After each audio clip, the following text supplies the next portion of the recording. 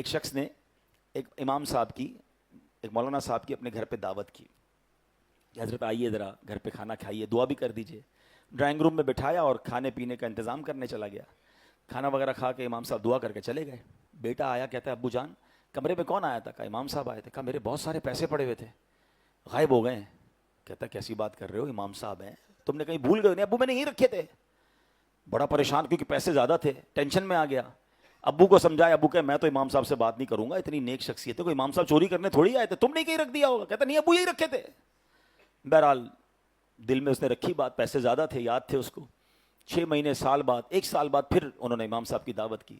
بچہ تو بچہ ہی ہوتا ہے، اس کو اپنے پیسے یاد تھے، ابو کو دعوت یاد تھی، بچے کو پیسے یاد تھے۔ جیسے امام صاحب آئے تو ابو کھانا لینے گئے تو اس نے کان میں امام صاحب سے پوچھ لیا، امام صاحب ایک بات کہوں، ناراض مت ہوئیے گا۔ بولو بیٹا کیا مسئلہ ہے؟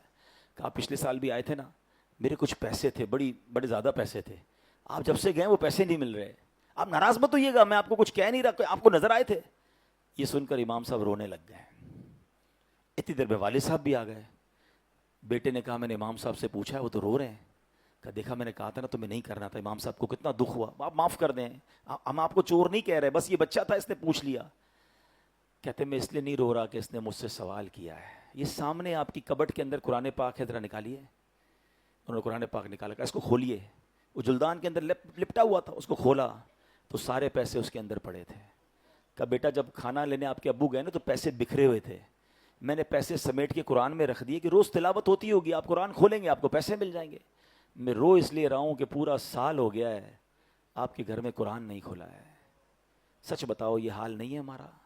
موبائل روز کھلتا ہے، بلکہ کئی بار کھلتا ہے، نماز میں بھی جی چاہتا ہے کھولنے کو۔ ابھی بیان کے دوران بھی کئی لوگ چیک کر رہے ہوں گے، چین نہیں آتا۔ نیا سافٹ ویئر آ جائے، نئی کوئی اپلیکیشن آ جائے، خود ہی ڈھونڈ کے اس کا ٹیوٹوریل بھی ڈھونڈ لیں گے، اس کو یوٹیوب پہ بھی سرچ کریں گے، 4 دوستوں سے بھی پوچھیں گے یار اس کے بینیفٹ بتاؤ، اس کا طریقہ بتاؤ، میں آ رہا ہوں تیرے گھر پہ بھائی، مل کے سیکھتے ہیں کیسے کرنا ہے۔ آج کل آرٹیفیشل انٹیلیجنس کا زمانہ ہے، کیسے سرچ کرنا ہوتا ہے، کیسے سب کر لیں گے۔